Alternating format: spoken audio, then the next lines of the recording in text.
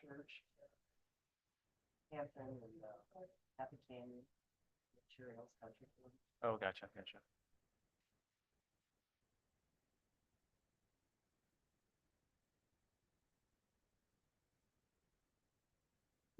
On phone. Hey, Katie.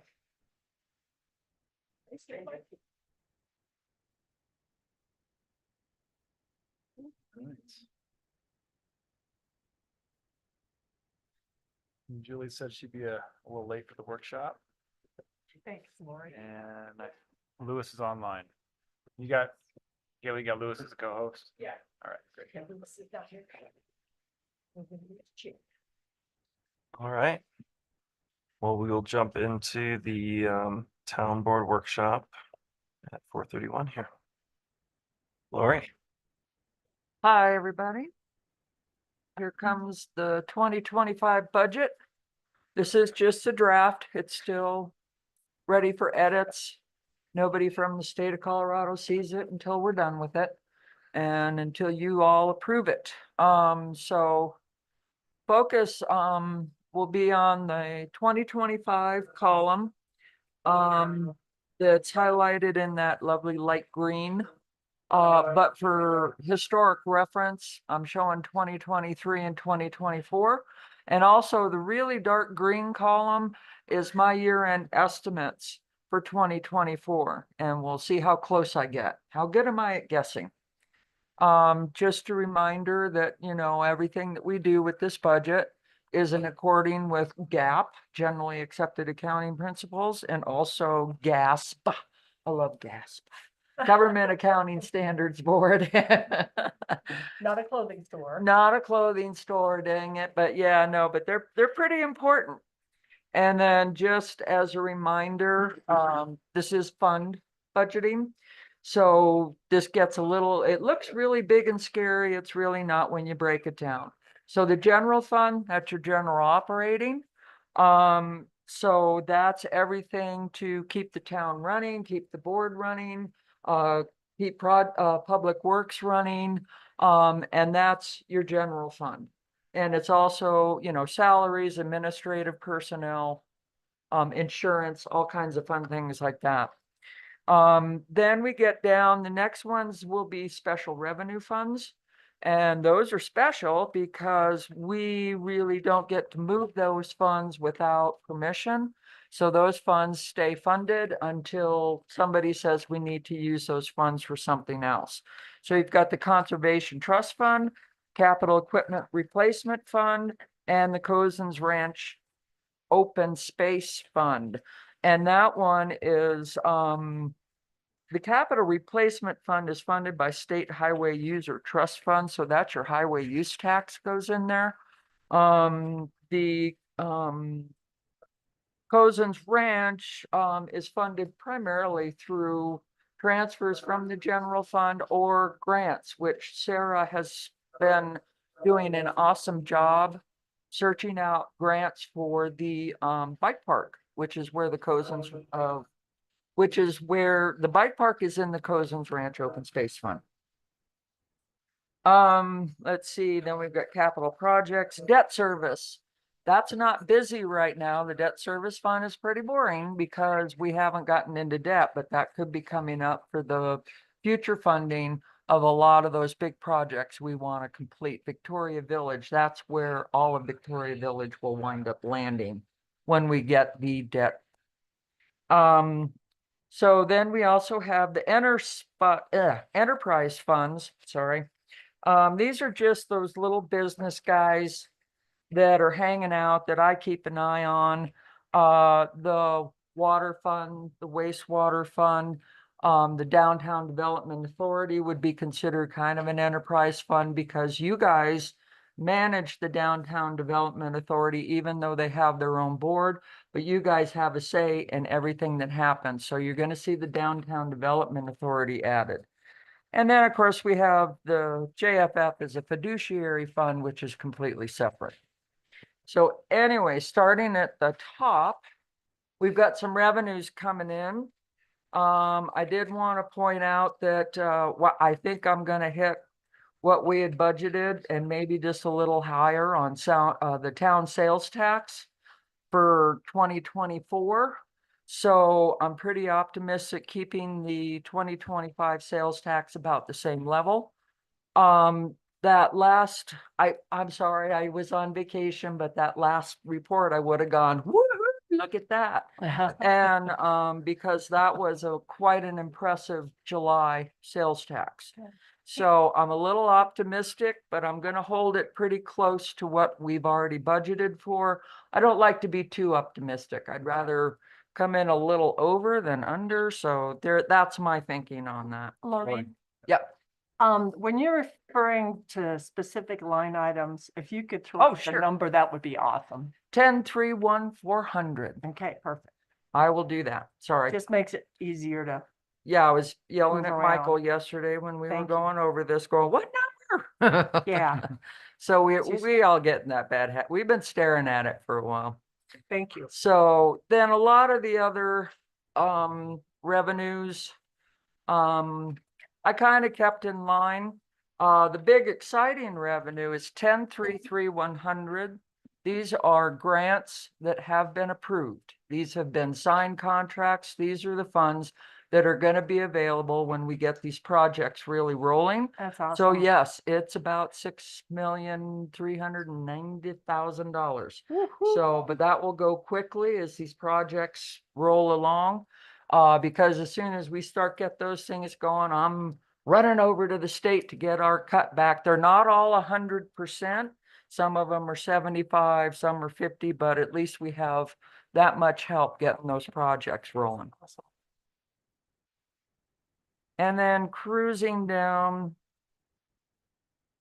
Okay, just a special note, 10-3-6-100 interest earnings. The Fed cut the rates.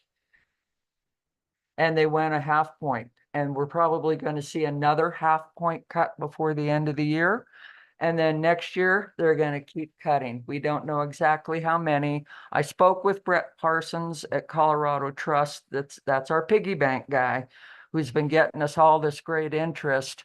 So right now, because of this Fed cut rate, the interest we're getting right now dropped from 4.4 to 4.04, and then it's going to drop down. They are, he was anticipating with everything that he had read that we would probably land around a 3% next year, but it's going to be a gradual decrease.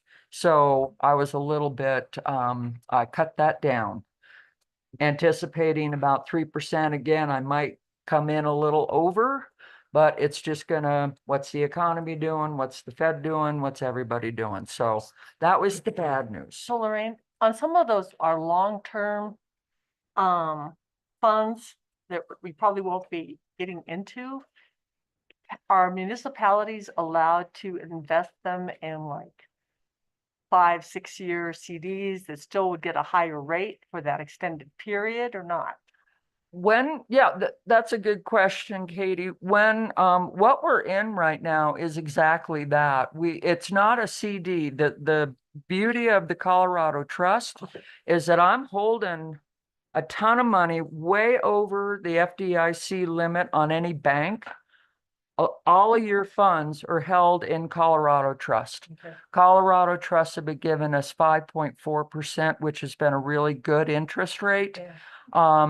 Matter of fact, when we get debt funding and we get the big dollars, I'm going to be looking to either put it into Colorado Trust, or believe me, I have some other guys going, we're better than Colorado Trust, but we'll see. Yeah. But I- they're the ones that are coming down though. Yeah, but they are coming down. So I anticipate that we will be around 3% return.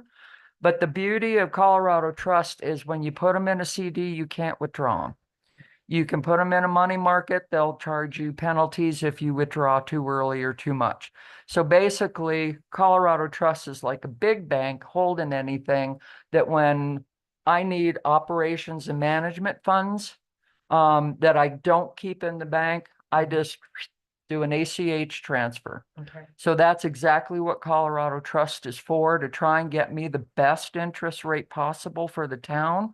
but yet I have the flexibility, I can go both ways. I can pull it out, I can put it in. So it works more like a bank than you would with any kind of a CD or money market, which tends to lock it down. Okay, And Yeah. then you get interest and penalties, and so that's what we're doing. okay, thank you. You bet. So let's see. Then we get down. There was a big jump. I want you to notice the transfers in from the unassigned fund balance. This is possible. Your number, please. Yeah, oh, sorry, 1039,999. Thank you. This is called the unassigned fund balance. These funds are unrestricted. This is a fund that we want to be careful using, but because of the push on the infrastructure that we'll be doing for Clayton's Court and some of the other projects, I may need to use some of these funds upfront until I can get paid back. So this is just may not happen, could happen, might happen, but these funds will be available. These are the funds that are not restricted. They're kind of always are the town's profit. And it's been put away, put away, put away. And then for any other projects we have upcoming or decisions made by the board, maybe to buy property or anything, that's a balance that's available that we can draw on. But again, like I said, we try to be very responsible with this unassigned fund balance because it is cash. Okay? And so it doesn't have to be paid back, but it'd be nice to build that balance back up after we get through with some things. Questions on your revenue?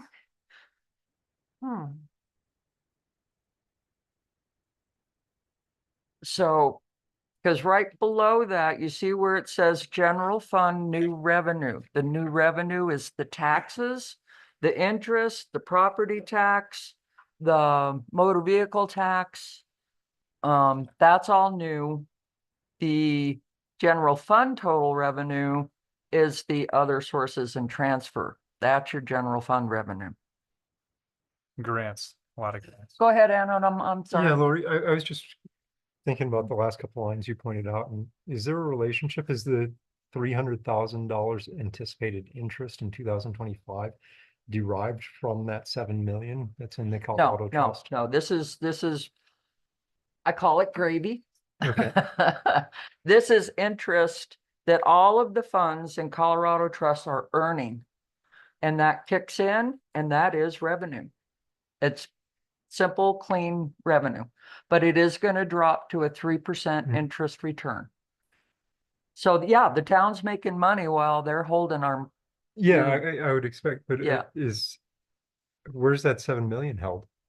That's coming from all the past years of funding the unassigned fund balance, which has been every year for, a really long time. Actually, Paul might even be able to talk about that.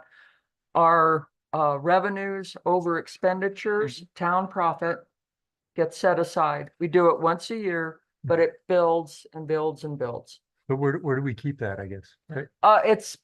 It's actually in the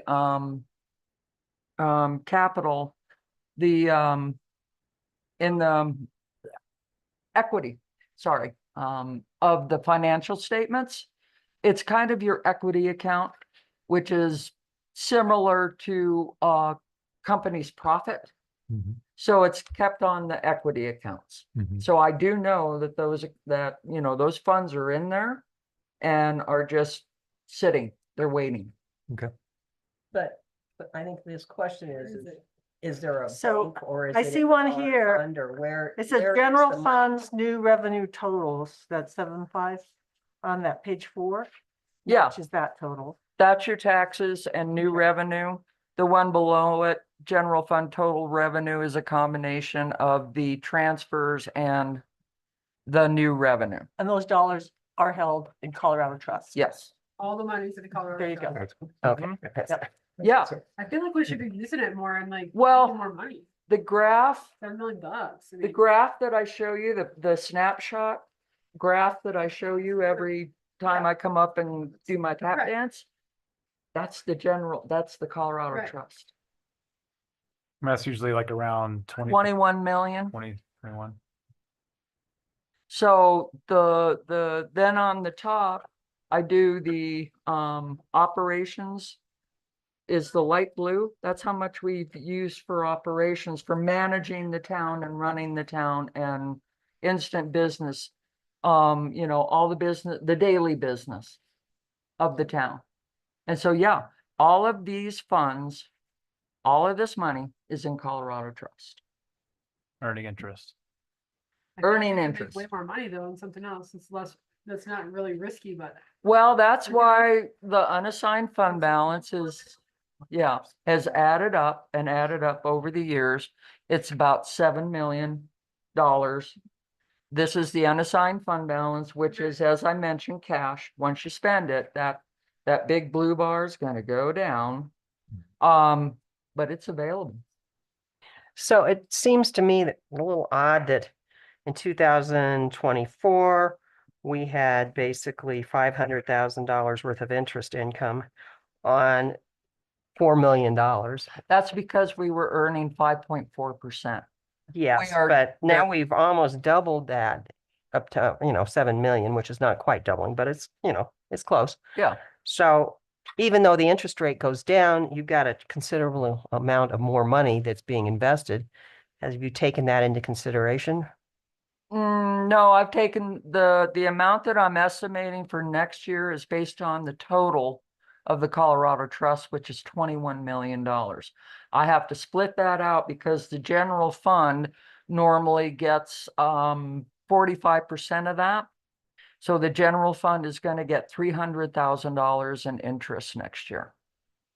So it's For- broken out of the different funds. So Yeah. like our reserves for water, Gotcha. wastewater, They get a share. those reserves are in our Colorado Trust, Mhm. but they can't come to our general fund Okay. because they're an enterprise fund. Yeah, so the interest everybody- rates are in each of those accounts. That makes Gotcha. Percentage of the. Okay. Everybody gets a percentage. When we get down there, I'll show you where wastewater and water fund get their cut.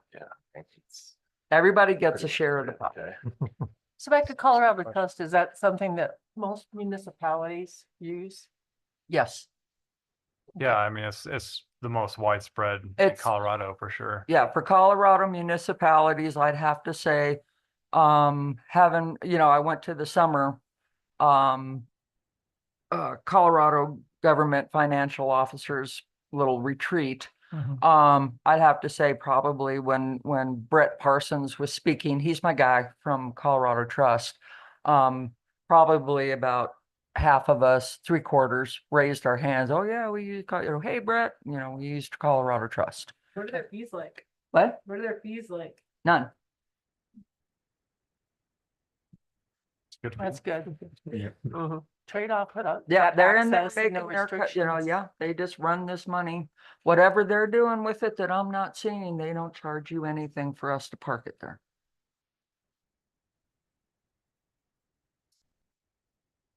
So, as those prime rates come down from the government, mhm. the interest rates will come down that we earn on this cash that we have in Colorado Trust. So, it's a good thing and a bad thing. If you're looking to borrow, it makes your borrowing easier. You get a cheaper interest rate. But for everything that we have sitting in the Colorado Trust, a high prime interest rate is actually great for the money that we're making in the trust. I know it. I know, it's like, yeah. But then it's like, oh, look what I have to pay. This is a question. Go ahead. Lewis had his hand up. Yeah, hey, I had a question because it seems like I remember Rob going through this before and saying basically we didn't have an option to invest the money anywhere other than the Colorado Trust. And what you said seemed to contradict that.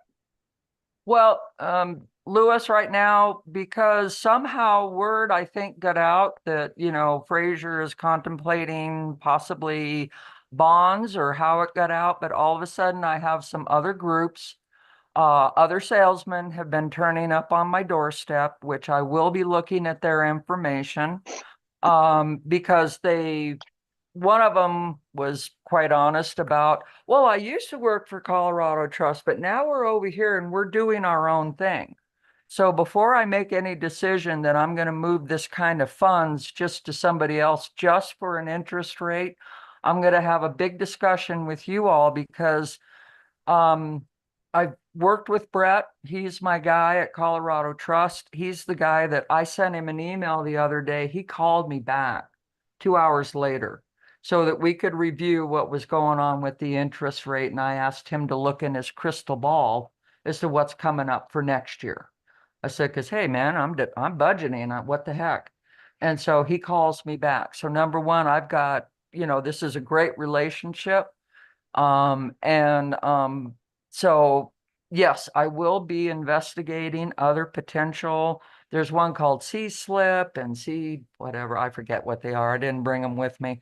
But I have their information. They sat down and said, oh no, we're much better, but they're going to have to prove that to me. Are these non-profits or is Colorado Trust state Basically, backed? yeah, What are we dealing with here? they're That's just one. they're just, they basically are. Now, I wouldn't call them, I'd call them more of like a hedge fund, maybe. I mean, they're using those funds to make whatever money and things like that. One of the groups, oh God, what was that guy's name? Austin was his name, and I can't remember the name of his So group. it's a for-profit entity that They there's will. competition out there. They will go to the market and put it out into the market, into investing on the, more of a market-based Mhm. investing.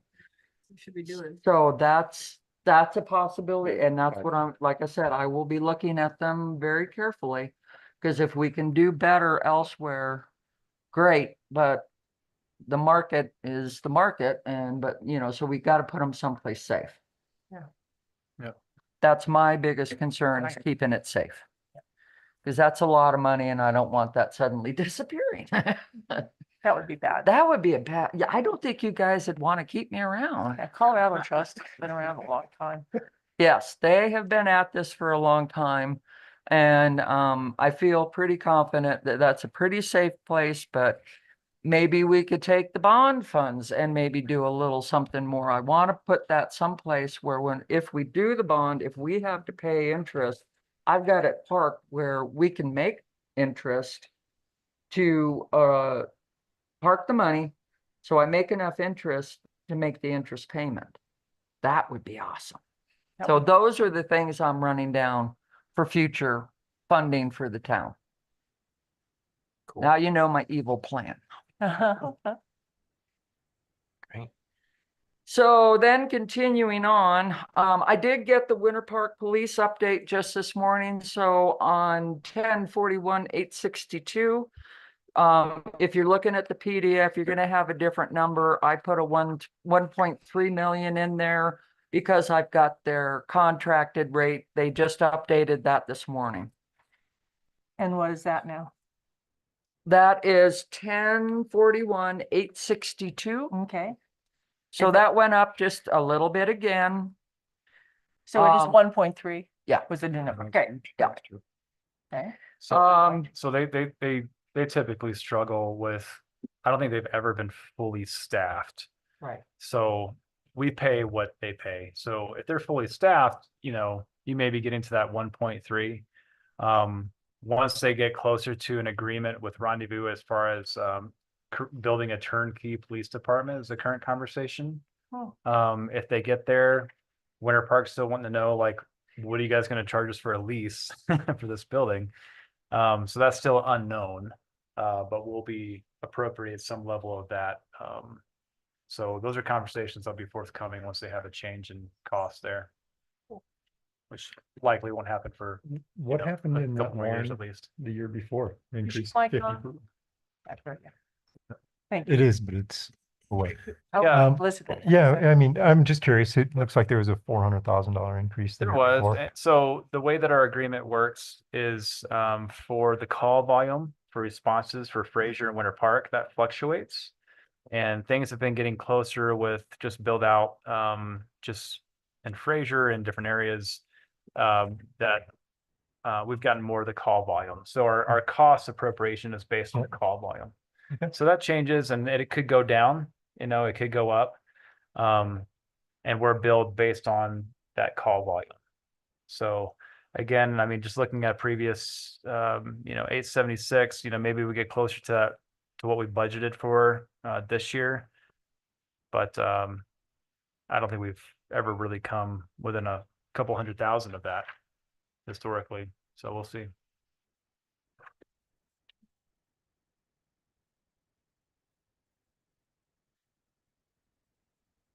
And it basically, just quickly, it went from about, I think it was a 30-70 split to 40-60 is where we're at now. A lot of crime in Fraser. Well, still more in Winter Park, which I like to throw them all the time. Do we know, and not probably, it's not budget, but where those increases in crime are recurring or violent crime? I'll send out a quarterly report for the next one that I get. Chief also does an end of year report that I send out as well, and it kind of chops up the different categories that the call volume is for. Okay, yeah, cool, thank you.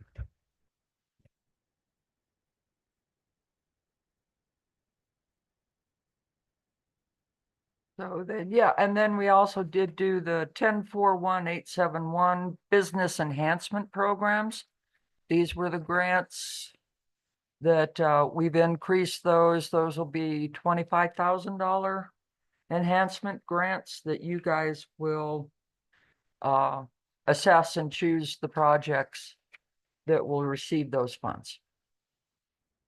So that's why that kind of jumped up there.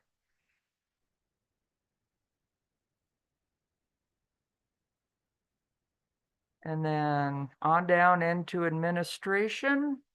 Do you have any questions as I'm rolling along? Let's see, we didn't have many big changes in administration except for 10-4-5-6-7-3, 153 Fraser Avenue, right where we are. We increased that $50,000 for the ADA ramp that we hope to get To cover what we designed. It's not, so it's part of the conversation we can have. So something that the mayor and I have been talking about is considering putting in, when they come to replace this ADA ramp, they're also gonna put up a gable at the top of the building to help with the snow shed and just aesthetics. Also, the awning is gonna come all the way out to the railing instead of stopping short, so some of those things. Oh, yeah. People that have been here for a while, they know some things fall. And we've been installing, we already have them installed, actually. I want a few more, but we have the ice slide catchers, whatever you want to call them, on the roof, because I saw ice blocks flying off the roof like this on the sidewalk. Didn't we approve this in the budget for last year? We Um, totally did. so it's in the budget for this year. Yeah. The RFP is going out here soon, but we're probably anticipating work not to begin until next spring. Pretty sure we put the gable on the ramp in last year. Well, Into the budget. Well, yeah, that's why it went up to 95,000 for Yeah, we're budget, but we only carrying spent 30. forward what we didn't get done from this year. No. And then we added the extra for the engineering and the planning and all that. good So something that, what Brian's referring to is we had kind of walked around back and talked about the idea of putting in a ramp on the back side of this little grass lot. You could have an ADA ramp that comes up. You already have a sidewalk there for some of it. But you could put that in, have the sidewalks come to the bathrooms that are here. And we could put in access doors that have a timed lock on the back, on those doors there, so that you could, anyone using the park here, at least for the summer months, could have access to a bathroom and a sink and a changing table instead of using the porta johns coming in here. And we can also lock off, Nice. we can lock the doors on this side so that people can't come in here like on Saturdays and Sundays and things of that nature. So it's something we could explore if you guys are interested in that. We could at least try to get a cost estimate from that and see if that's. I like that idea. Well, that's something in the future. So no, like right now, there's a door from the men's bathroom that goes out and has those steps. Yeah. We have basically wall that door and then put a new door where the currently, for the men to know, or where the paper towel dispenser is. And then on the women's bathroom side, you have a long wall that you could work with.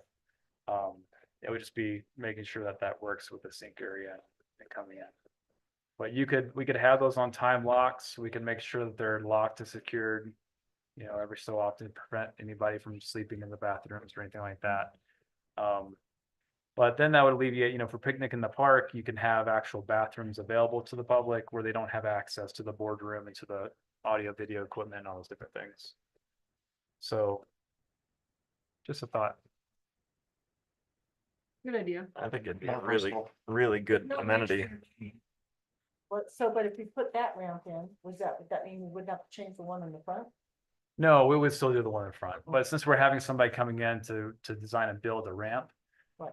could essentially just do the same thing on the back of this property and bring the access, cut the doors, install the doors.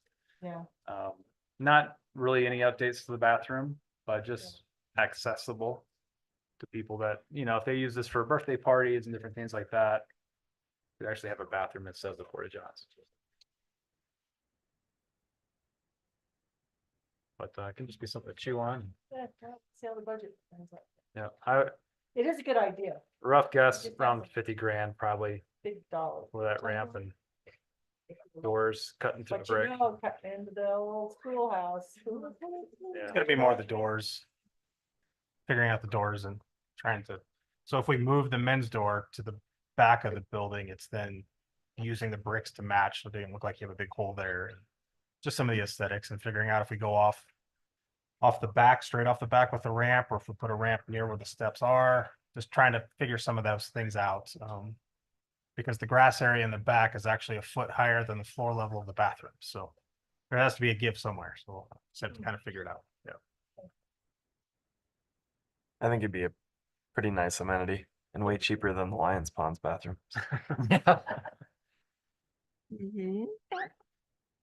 It is a remodel though, Okay, and then, just in case, 1060, 673, there used to be zeros in there, but we have some repairs, to the bridge foundation in the Lions Pond area and repairs to the pedestrian bridge along South Wapiti. So those repairs will be taking place next year. So surprise, we just put some funds in there so that we could be ready to get those going. So going all the way down to, we've got street improvements, which my notes say it's a carryover from 2024, or actually I'm blaming this on Paul, it's his note, plus $150,000 of flat work repair for 2025. And then we have the capital projects, which were the Public Works new design, the building for the design, Clayton Court. This is also for, what else was it? Clayton. Yeah, Clayton Court. That was it. Okay. Clayton Court and the new Public Works design. Just so the board knows, the Clayton Court water portion RFP went out this afternoon. So hopefully we'll be getting that started soon. But this would fund the whole project. Water line, paving, and sidewalks. So a huge chunk or half of that unassigned fund balance transfer in. You'll still notice where our unassigned fund balance after that $7 million transfer to the general fund. We still have 3.875 million in unassigned fund balance, which is pretty relative to years past, even after that large transfer.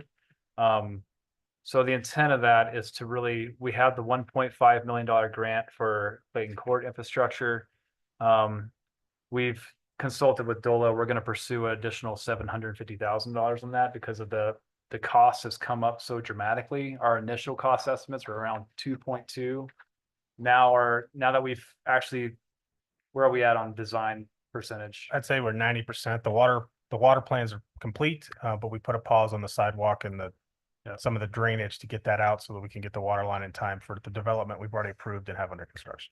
So now that we're at 90% design, we have a better idea of what the costs actually are once you have calculated linear footage for everything and square yardage for sidewalks and concrete. So that estimate is now 4.4. It's doubled for that project.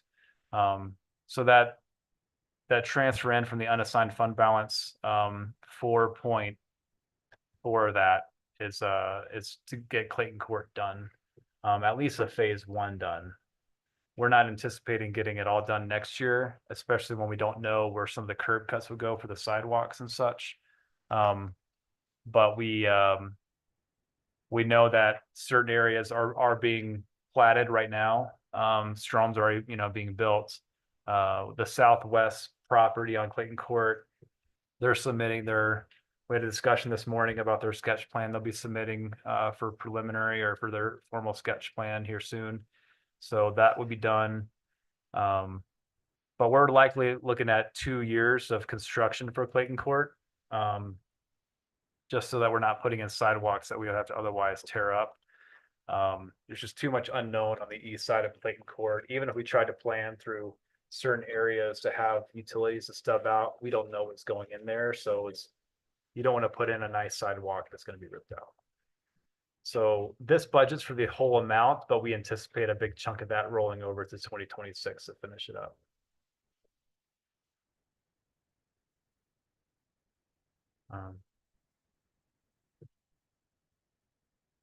Yeah, it's a big project. Yep, a lot of big projects, and down in the area where Michael was talking about the general revenue totals, the general fund new revenue totals, general fund expenditure over new revenues. I know that's a big red ugly looking number, but that's just because the new revenues are not going to fund all the projects. So the grants, everything up there, the older revenue, the new revenue is up there, but then some of these fund balance we're going to have to do some of the transfers that I put in there to cover some of the expenditures. So you'll see that the reserves are still intact. reserves are intact. Unassigned fund balance, we're contributing more. The That's table what reserves Michael, going up. yeah, there it So is. still get opportunities for, if we get opportunities for land acquisition, different things like that we can pursue. We still have funds that can go for that.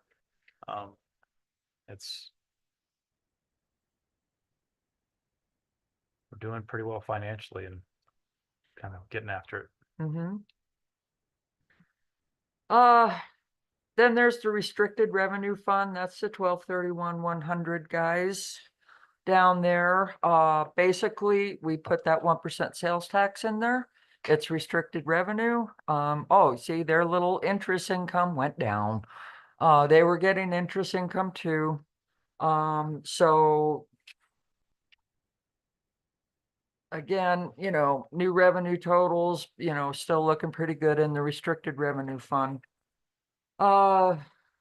So here's the transportation O&M 124610.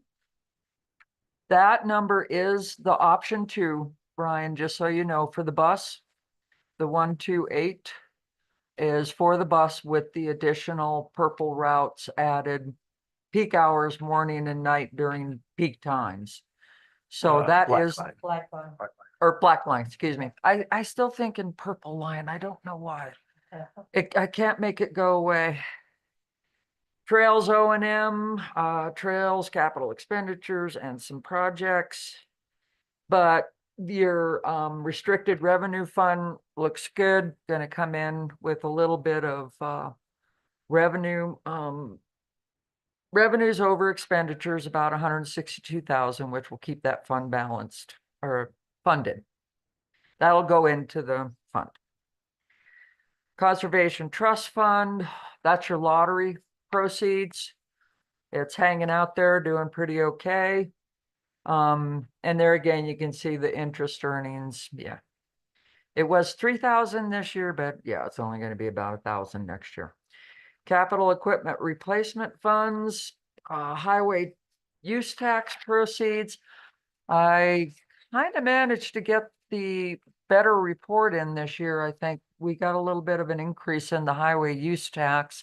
I won't know about any new revenues coming in. because I'm still being a little conservative on the highway use tax proceeds for next year. Because I have to submit the report and tell the Department of Transportation what kind of work, and CDOT and everybody, what we did on the highway to repair, and we just put that in there, and then they shake it up and send us some money. So I like that part. So you're still in the 12s? What's that? You're still in the 12s? No, I'm down in 30. Okay. Keep going, 30. Page 6, 20%. Yep, I don't have get the page. numbers, but I can't. Yeah, track. page 6, I'm scrolling, you guys are turning pages. Now we're at 32. So on the capital equipment replacement, we don't need any heavy equipment. We don't need any fleet vehicles. We're in good shape on all of that. The admin vehicle is up in, So we are purchasing some equipment for streets, but We we're are. not asking for any vehicles at this time yeah, or equipment. but the vehicles, yeah, they're not there. They're down. Where'd it go? There's water fund. So what is that, what you're asking for, Paul? 106510. Yeah, You got I added some things for, the one thing we're buying is a trailer. We're moving the equipment around instead of driving it on and off of the trailer. It'll be a tilt trailer. So, oh, and then a new spreader for one of the sand spreader for one of the dump trucks. Man lift forks. We bought a new man lift cage for the guys to feel safe when they're working on lights. And the forks on the existing front end loader are too thick, so we need to get another set. So just getting things to make them feel safer as they're operating. We're not Okay, ready for a big that's- $400,000 excavator or anything yet. 10-60-510. actually, Adam, if you look at 3040745, public safety fleet purchase, that's the vehicle that we either help or purchase for the police department. That's $60,000. Right below at 3040750, regular fleet purchase, I have $45,000 in there in case of a catastrophic failure. Hopefully not on the Blazer. I mean, that'll be all warranty. But the other vehicles are getting older. And so I just maintained that as a placeholder in case we had anything go wrong with the other two older vehicles. So we are prepared in case, boom. I've had engines blow up. It's exciting. 2022, you'll see $210,000 there for the fleet purchase. So we did replace a few vehicles a couple years ago. That was a couple, yeah, took a couple years. So yeah, so we're prepared for that. There's 250K in, oh, that's 25K, never mind, in the year-end estimate for this year. So for the public safety. Oh, fleet sorry, purchase, I yeah, yeah. I'll put a 25K. comma in there. I was like, wow, that's a big jump, but No. Okay, and then, let's see, capital asset. And then we can get down to Cozen's Ranch open space. That's the 3530100. What page number? Do you got? So Cozen's Ranch. What's number? Page. Page 7. Top of the page. This is where the bike park is. We've already, Sarah already secured a grant for, let's see, that was 220, 200, 250. 250, 250,000. We had another little bit of grant money, another 50,000 that we're still chipping away at. So, oh, she's anticipating another grant, so, She'll be applying for GoCo this fall, which would be a big, yeah, and so. and we feel more confident. We're actually going to ask for 250 to 300,000 range instead of the million, which I guess was a little unrealistic, but we were kind of given some bad guidance from Dolo on that. But it's going to be much more in alignment with what awards they've given in the past for these types of projects. So are we competing with Winter Park and Grand County and anybody else with GoCo? It's a good question. I don't think with Winter Park, they're pursuing some good funding from ORT, the Open Lands, Rivers and Trails County. Granby got congressional funds for their paved trail. I don't think so. I'll double You check. know, Rendezvous Park Playground has requested GoCo funds in the past, and as I understand it, not been awarded. I don't know if they're continuing to pursue that or not. But we've also submitted an application for a T-Mobile hometown grant that would be 50,000, and then we should be able to get some conservation trust funds from the county. I think somewhere in that like $30,000 to $50,000 range. No. Good. Always drives me crazy when everybody's, and GoCo gets to pick when Right. we can't as a team decide what's the most important.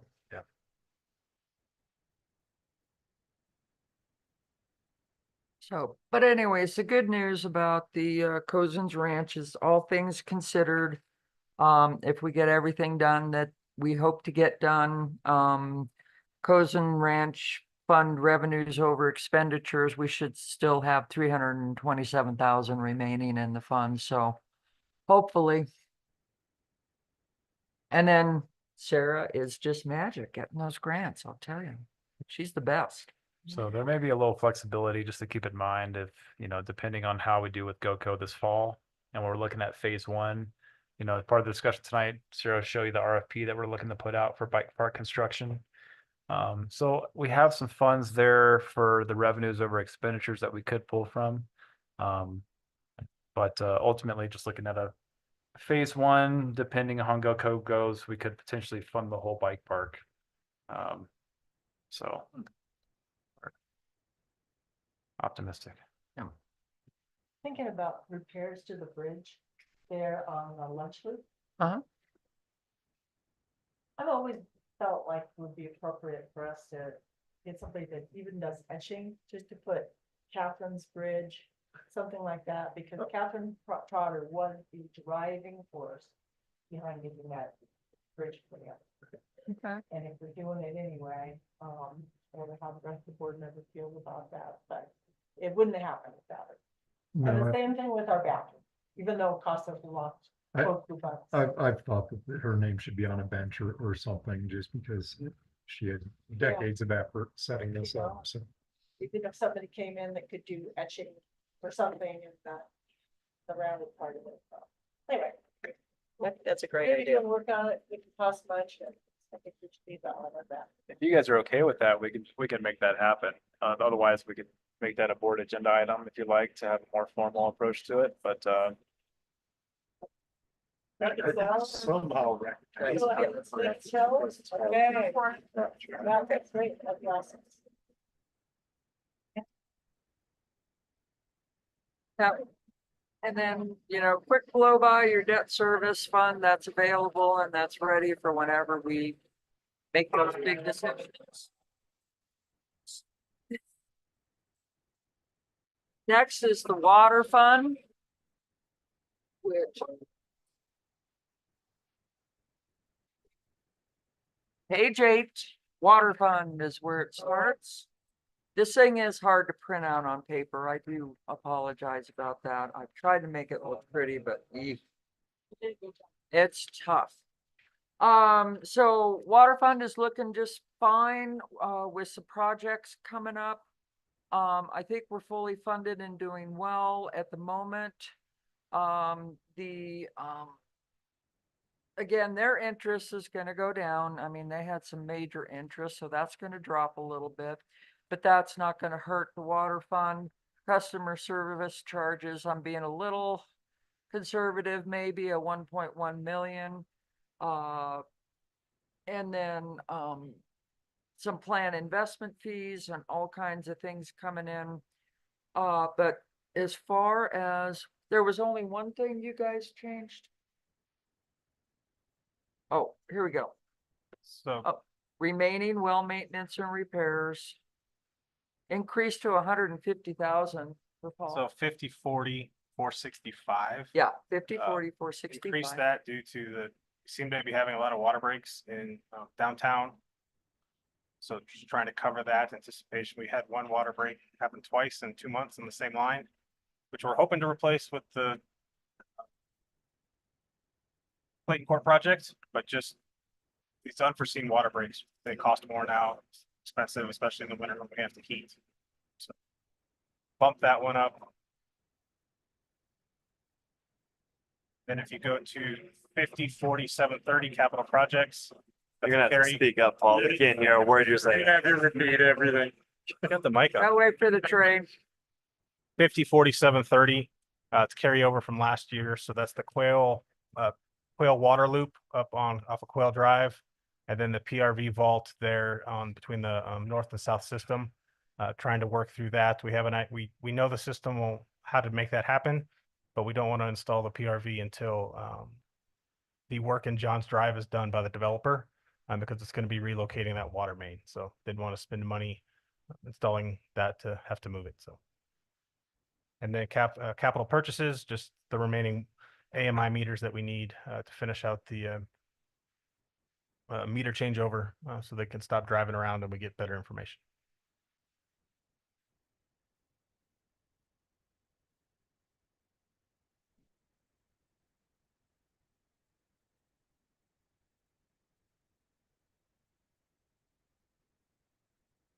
Has the rate change that we just passed been incorporated? Not yet. Not yet. We have No. to bring a draft a resolution for the board to adopt those new rates. There you But go. Mike and I are I meant to incorporate it into next year's budget. no, not yet. Okay. No. So like I said, this is a draft. And if that gets done and pushed, and I can get it, I'll throw it in there. But again, I run off mostly, like historical, what happened last year, what might happen this year. I'll be happy to increase that rates for the town, for the utilities. Maybe people aren't gonna like that thought because, we all don't like paying the higher rates, but it's necessary. And we're still working through that whole process. And if that were to pass, that would be go into effect January 1 or Yeah, we were The intention shooting, was to be January 1. yeah, you- we were shooting okay. for January 1st.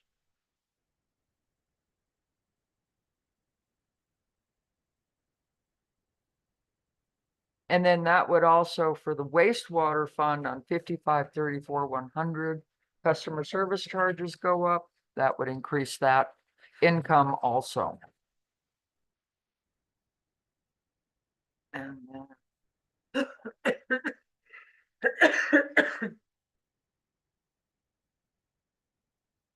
so if there's any questions down there. Wastewater fund, not a lot of changes in wastewater fund. Then we have the Fraser Housing Authority, which I have been taking the nightly 2-bedroom and 3-bedroom, the nightly fees paid into the town have been transferred into the Fraser Housing Authority. Might be a little optimistic. I have some more transfers to do. I'm a little behind on my general ledger transfers because unfortunately it dumps into miscellaneous revenue. So I have to go dig it out. I'll be catching that up, but I anticipate for next year that we could hit close to $190,000 for income, for the application fees for next year. A little optimistic there. And then I always carry legal fees and professional services. They've got a new program that they're using, and I might be running the costs of the program through the Fraser Housing. Maybe not. I don't think so. Kind of a town thing. I was sorry, I was thinking out loud. Never mind. So anyway, so I just always carry a little bit in there because there could be something legal that comes up. And then your new little enterprise or fiduciary, whichever one. The Downtown Development Authority is a new thing for me. That yes, they will be a separate entity. They have a treasurer, but I'll be doing the books because you guys are in control of the downtown development. So they're part of the town. So right now, this is just a rough draft of what their budget will look like. So we've got we had the approved amounts, the town, the 30,000 you guys approved. So that's all the miscellaneous revenue they've gotten. And then they will carry that balance forward into next year. I know they're working on going through what they are planning on spending next year. And then they're also going to get the tax increment revenue from the county. So I have just enough in there, training programs, travel, meals, lodging, just set up. Eventually, as they give me more information, I don't like these, like the 740-280 training programs. I don't like the expenditure buckets to get too detailed because then you get 900 of them. So I'm going to try and have them be broad enough and simple enough that, you know, when we put legal fees in, it's legal fees. When they put this in, it's just, you know, miscellaneous expense. I don't know what they did. But if we need to take it out of miscellaneous expense because they start doing the same pattern, I'll create another general ledger account for it. So it's really basic and simple right now, but it will grow. So we're anticipating about 90,000, 95 total budget for DDA. So they're expecting, based on the county assessor, to get about 65,000 in increment next year. That number will be confirmed and is expected to change some by December 10th. Some of this 30,000 we haven't been invoiced yet, but will be spent this year, Oh. a good portion of it. So that won't all be rolling over. I just wanted to clarify that. But the DDA, we plan to present their budget hopefully at the November 6th board meeting for next year. Okay, because when they present that, I'll match. And this, yeah. I'll match the numbers then and so that we can get it to you all as part of the town budget and get it all approved at once. Ta-da. Yeah, so the town should need, the town won't need to fund the DDA next year. For our own money. So. That's the plan, I thought, yeah. Yeah, timing wise, it worked out well that there happened to be new construction that went online this past year. And again, this is all assuming the plan of development gets adopted and we notify the county assessor. But yeah, I mean, I know Eagles DDA that we visited, they still don't have that amount of money to work with. So I think our DDA is in pretty good shape for starting out, but it's still kind of a waiting game just until more revenues come in to really be able to do larger projects.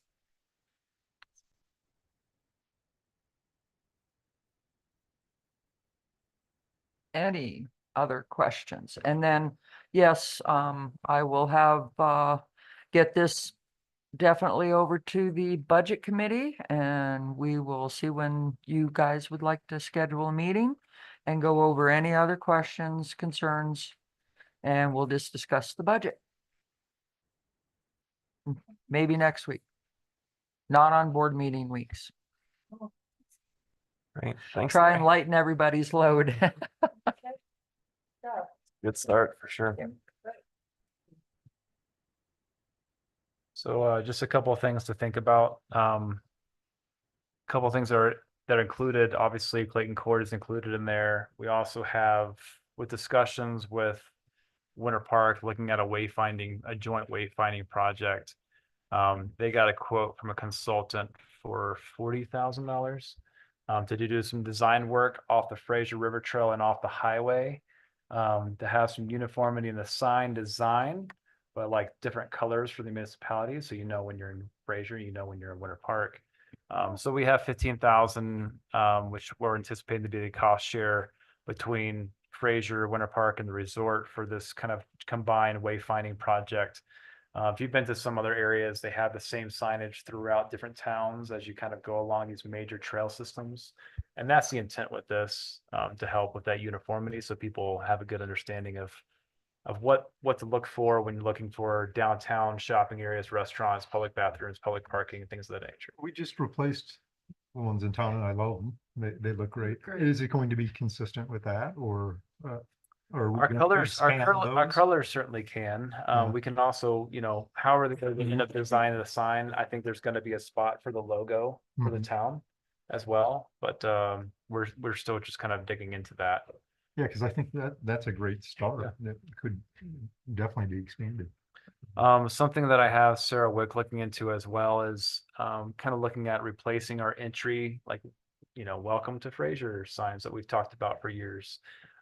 Looking at our existing sign, which does not catch your eye, I don't think, unless you're looking for it. You want to collect it? Yeah, you want that sign? I'll take one. Yeah. But looking at on both sides, we're kind of waiting to get the design from CDOT, especially for the south entry into Fraser.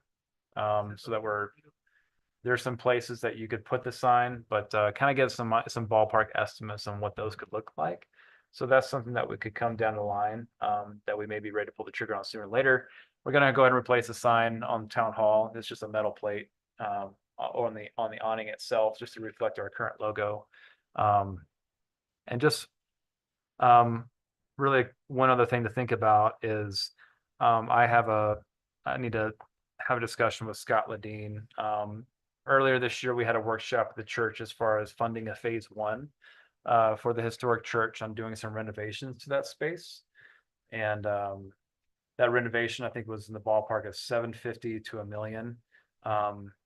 And I need to have a conversation with Scott, see what they're thinking about with their board. They wanted to contribute to any kind of project like that. And as funds are available, it's something that we could consider. I've talked to Paul and his team. They feel like they have capacity to manage a renovation at the church for that community center. For a phase one that would focus heavily on the common use spaces and the bathrooms, but not the trailers. And that phase two, we've talked about kind of scraping those trailers and doing an addition onto that building. So it needs some help, it needs some love, and just something to think about. And we'll have that at a following discussion at a future board meeting. That's not in this budget. It's not in the budget.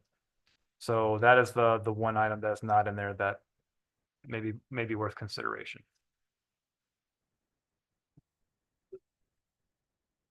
Okay. That's all I have. Anything else before we break to eat? Got any questions, please, shoot them at me. I'll get them answered for you, and I'll circulate through those to the rest of the board as well. So any questions, thoughts, feel free to stop by and chat or shoot me an email or phone call. Okay.